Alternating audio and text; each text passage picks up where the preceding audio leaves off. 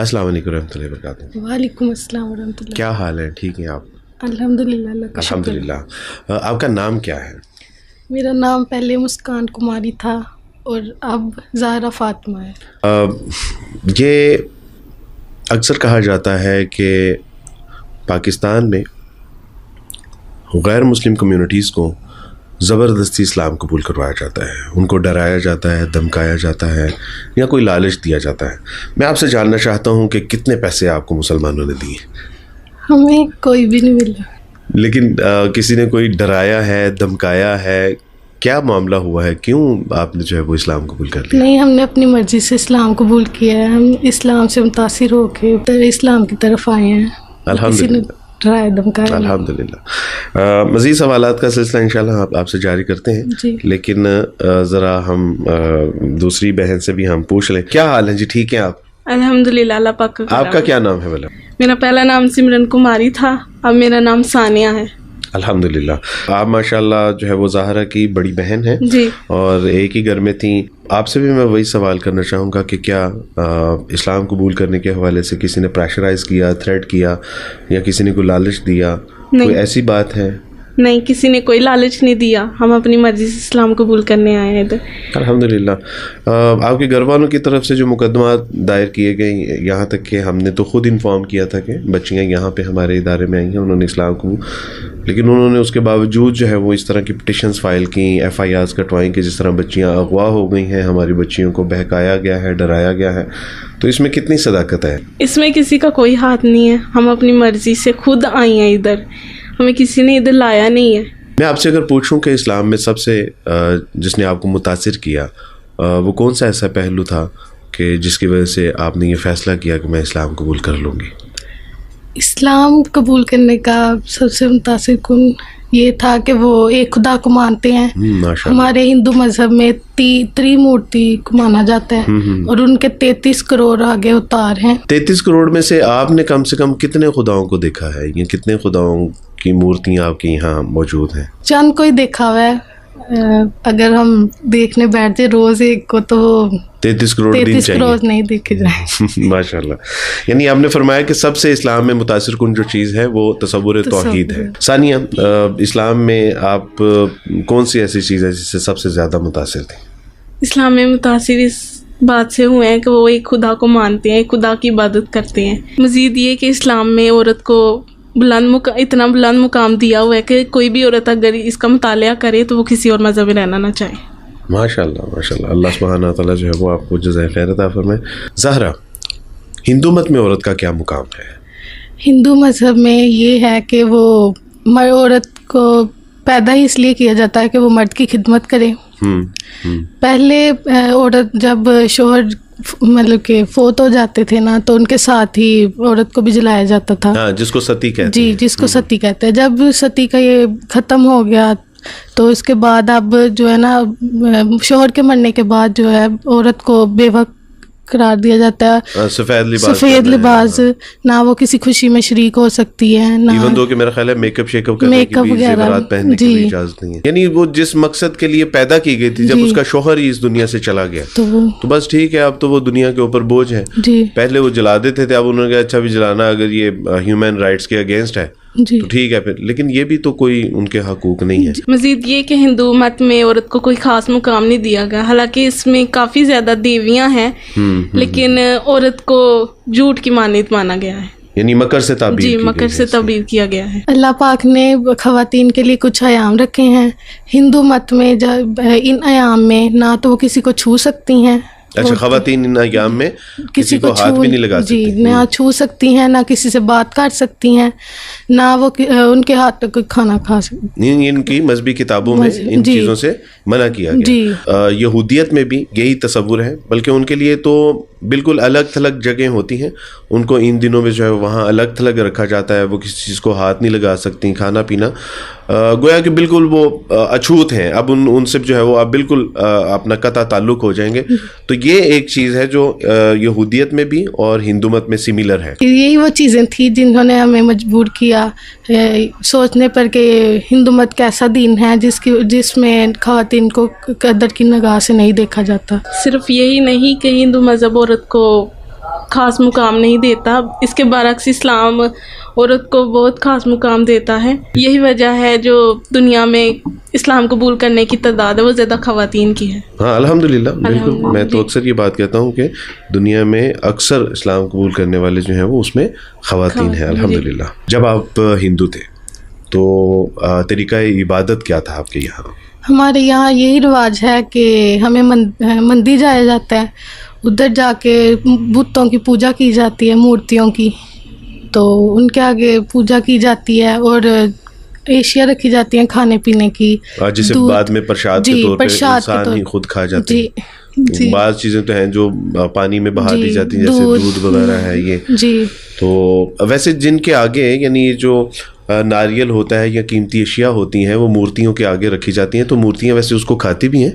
नहीं, यानी ना वो खा सकती हैं, ना वो बोल सकती हैं, ना वो मांग सकती हैं। यानी ये हमारी अकल पे मातम करने का एक मुकाम है कि हम खुद बनाई हुई हैं मूर्तियां अपने हाथों से ही उनको बना के उनकी पूजा शुरू कर देते हैं, उनके आगे खाना रखते हैं और बाद में जब सारे लोग चले जाते हैं तो वही खाना हम खुद खा लेते हैं जी। तो ये यानी बड़ी अजीब सूरत हाल है। खाना तो दूर, अगर इनके आगे कोई जानवर यानी कुत्ता, बिल्ली या चूहा कोई आके बोलो ब्रास भी काट जाए तो ये खुद उससे अपने आप को पाक भी नहीं कर सकते हैं। सच्ची बात है कि क्या बेहिसी है जी। बल्कि मुझे याद है कि कराची में एक खातून ने इस्लाम कबूल किया, तो मैंने उनसे पूछा कि इस्लाम कबूल करने की क्या वजह बनी, तो उन्होंने कहा कि मैं मंदिर में ज़िम्मेदारी अदा करती थी और एक दिन मैंने देखा कि एक बिल्ली ने जो है वो पखाना कर दिया मूर्ति के बिल्कुल करीब जी। तो मैंने कहा कि जो देवता अपने आप को इस गंदगी से पाक नहीं कर सकते वो हमें गुनाहों से कैसे पाक करेंगे। तो हम यानी किस हैसियत से अपने गुनाहों की मुआफ़ी इनसे मांगते हैं कि जो अपने आप को इस तरह की गंदगियों से पाक नहीं कर सकते। ये हिंदू मत पे कोई तनकीद नहीं है जो हम कर रहे हैं, ये वो हकायक हैं जो दूसरों को बताना बहुत ज़रूरी है। बिल्कुल सही बात है, ये एक हकीकत है, इससे नज़रें नहीं चुराई जा सकती। और मेरा ख्याल है कि हमारे हिंदू बहन भाई ख़ासकर जो पाकिस्तान में हैं, हिंदुस्तान में हैं, जहाँ भी दुनिया में, उनको ज़रा देखना चाहिए कि क्या वाक़यातन जिसकी हम इबादत करते हैं, जिसे हम मांगते हैं, जिसे हम हाजतें पूरी करवाते हैं जी। वो इतने कमज़ोर हैं। अल्लाह सुब्हानहू व तआला फरमाते हैं कि ये इतने कमज़ोर हैं कि इनके आगे से अगर कोई मक्खी खाना भी ले लेना तो ये उससे अपना खाना भी वापस नहीं ले सकते।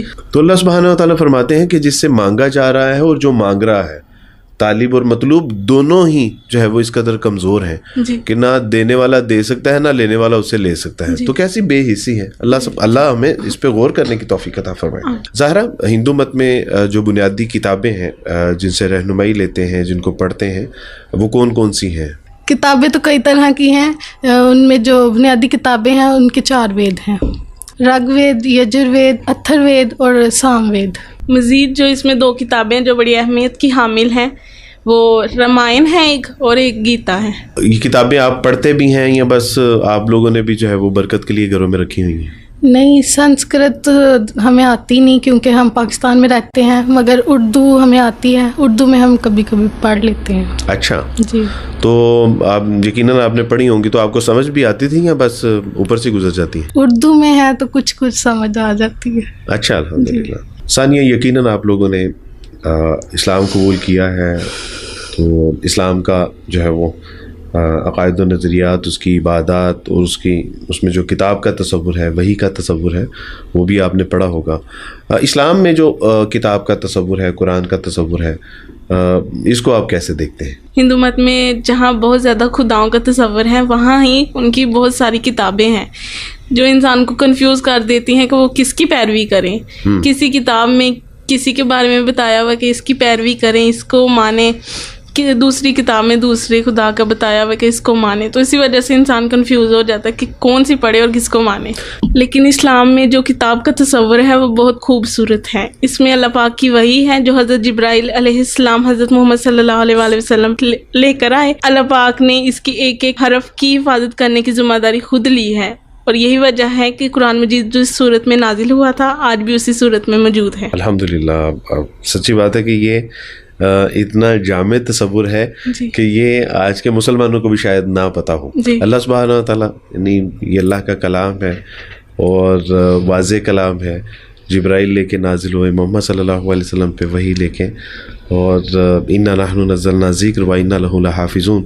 نہ صرف یہ کہ اللہ سبحانہ تعالیٰ نے اس کی حفاظت کا ذمہ لیا بلکہ اللہ سبحانہ تعالیٰ نے تو چیلنج بھی کیا ہے کہ ان کنتم فی ریب مما نزلنا علی عبدنا فأتوا بسورۃ من مثلہ. ٹھیک ہے, اگر تم اس چیلنج کو, تو یہ دیکھیں اللہ سبحانہ تعالیٰ نے جن بچوں کو یہ اسلام قبول کرنے کی توفیق عطا فرمائی ہے انہوں نے اسلام کو پڑھا ہے, سمجھا ہے, جو تصور کتاب ہے اسلام کا, جو تصور قرآن ہے, جو اس کے حقائق ہیں, اگر ان کو پتہ ہے تو یہی ان کے لیے متاثر کن چیزیں ہیں کہ جس کی وجہ سے یہ اپنے آبائی دین کو بھی چھوڑ کے ہلکا بگوش اسلام ہوئی ہیں. شاید ہم پرانے مسلمان اس لیے اسلام ان کو جو ہے وہ متاثر نہیں کرتا کہ ممکن ہے کہ ہم نے اسلام کو پڑھا نہیں ہے, سمجھا نہیں ہے. تو سچی بات ہے کہ یہ بہت جامع تصور اور جامع تعریف آپ نے کی. اللہ تعالیٰ آپ کو جزائے خیر عطا فرمائے. قرآن اللہ کا کلام ہے, یہ محض دعویٰ نہیں ہے, یہ دلیل دیتا ہے کہ اس میں آپ کو کوئی بھی کنٹرڈکشن نہیں ملے گی. اور واقعی یہ دلیل ہے, دراصل یہ دلیل ہے کہ اس میں آپ کو کوئی کانٹرڈکشن نہیں ملے گا. اس اللہ سبحانہ تعالیٰ کا یہ جو ہے وہ دعویٰ ہے, اور اگر کوئی اپنے دعوے میں سچا ہے تو ٹھیک ہے, ہا برہانکم ان کنتم صادقین. اگر تم اپنے دعوے میں سچے ہو کہ اس میں کوئی تضاد ہے یا یہ اللہ کا کلام, تو پھر دلیل پیش کرو. اور اس کی تعلیمات بہت واضح ہیں کہ ایک اللہ پر ایمان لانا ہے, تمام نبی اکرام پر ایمان لانا ہے, تمام آسمانی کتابوں پر ایمان لانا ہے, حلال اور حرام میں فرق بتایا ہے. الحمدللہ, بالکل. بلکہ اللہ سبحانہ تعالیٰ جب فرماتے ہیں کہ الیوم اکملت لکم دینکم واتممت علیکم نعمتی ورضیت لکم الاسلام دینا, کہ ہم نے تمہارے لیے تمہارا دین مکمل کر دیا ہے اور اس نعمت کو بطور دین تمہارے لیے پسند کر لیا. اور نبی علیہ السلام کی ایک بہت خوبصورت حدیث ہے, آپ نے فرمایا کہ ترکتکم علی ملت بیضاء لیلھا کنہاریہا, کہ میں تمہیں ایک ایسی ملت پہ چھوڑ کے جا رہا ہوں کہ جس کی سیاہ رات بھی دن کی طرح روشن ہے. تو بالکل یہ کتاب مبینہ ہے, یہ فرقان ہے, یہ حق اور باطل کو الگ الگ کرنے والی ہے. تو الحمدللہ اللہ سبحانہ تعالیٰ آپ لوگوں کو جزائے خیر عطا فرمائے. قرآن مجید کو پڑھتے ہوئے کبھی آپ کو ایسا محسوس ہوا ہو کہ یہ اللہ کا کلام ہے اور اس کلام کو پڑھتے ہوئے, اللہ سے باتیں کرتے ہوئے آپ کو راحت ملتی ہو, سکون ملتا ہو, کچھ ایسی روحانی کیفیات آپ کا کبھی کوئی تجربہ ہوا؟ یہ کلام اللہ کی نشانی میں سے ایک نشانی ہے. جب ہم قرآن پاک کو پڑھتے ہیں تو ہمیں سکون ملتا ہے, راحت ملتی ہے اور اس کی نتاری ہوتی ہے. ہندو دھرم میں کیا طریقہ کار ہے, یعنی روحانی اور ذہنی سکون حاصل کرنے کے لیے کون سا طریقہ کار اختیار کیا جاتا ہے؟ یہ سادھو سنت جو اپنے آپ کو دنیا داری سے الگ کر کے جنگلات میں نکل جاتے ہیں, یہ سکون کی تلاش میں سارے نکلتے ہیں, لیکن سکون ان کو پھر بھی نہیں ملتا. یعنی ماں باپ, بہن بھائی, رشتہ داروں سے الگ تھلگ ہو کے گویا کہ اپنے تمام حقوق و فرائض کو ترک کر کے جنگلات میں نکل جائیں گے, ترک دنیا کر لیں.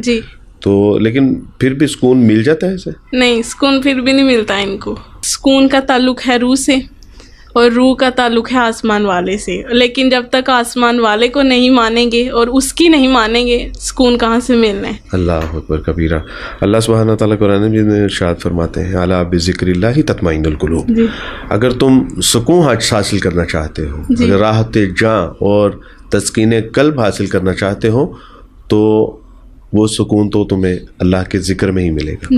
اور یقیناً جب اللہ سبحانہ تعالیٰ کا علم و عرفان حاصل ہوتا ہے, انسان اس کو یاد کرتا ہے, تو پھر وہ جلوت میں بھی اللہ سبحانہ تعالیٰ کے ساتھ خلوت میں ہی ہوتا ہے. زہرا فاطمہ, جس طرح ہمارے یہاں عید ہوتی ہے, پھر رمضان ہوتا ہے, مختلف اس طرح کے مسنون اعمال جو اسلام ہمیں بتاتا ہے وہ ان دنوں میں ہم نے کرنے ہوتے ہیں. آپ کے یہاں معروف جو تہوار ہیں آپ بتائیں گے کہ وہ کون سے ہیں, کیا ہوتا ہے وہاں پہ؟ جی, دیوالی, لوئی مناتے ہیں, اور ہولی, نوراتر, اور کروا چوتھ, اور رکشا بندھن. تو یہ اس پہ کیا ہوتا ہے, ہولی پہ کیا کرتے ہیں آپ لوگ؟ رنگوں کے ساتھ کھیلتے ہیں. یہ ہمارا مذہبی تہوار ہے, اور ہمیں بہت حیرانگی ہوتی ہے جب ہم دیکھتے ہیں کہ کالجز میں, یونیورسٹیز میں یہ تہوار مناتے ہیں مسلمان. ہم ہندوؤں کے یہ نہیں مناتے ہیں, ہمارا مذہبی تہوار ہے, حالانکہ ہم یہ مناتے نہیں ہیں, تو وہ مسلمان ہو کے یہ تہوار. اس کا مقصد کیا ہوتا ہے اس کو تہوار کو منانے کا؟ یہ ہماری کتابوں میں اس کی تاکید کی گئی ہے کہ رنگوں کے ساتھ کھیلنا اپنے دیوتا کو خوش کرنے کے لیے. یعنی یہ رنگوں کے ساتھ کھیلنا, دیوتاؤں کو خوش کرنا, یہ مقصد ہے اس کا. اور کتابوں میں اس کی جو ہے وہ تاکید آتی ہے. اور یہاں پہ ہم مسلمان اس تہوار کو جو ہے وہ جانے انجانے میں منا رہے ہیں. بہرحال یہ بات قابل افسوس ہے. اور دیوالی پہ کیا ہوتا ہے جی؟ دیے جلاتے ہیں. دیوالی پہ دیے جلانے ہوتے ہیں, رکشا بندھن میں جو ہے وہ بہن بھائی کے وہ ایک عہد و پیما ہوتا ہے, اور نواترا میں یہ 9 دن کے ورت ہوتے ہیں وہ رکھتے ہیں, یعنی روزوں کی طرح ورت ہوتے ہیں وہ رکھنے ہوتے ہیں.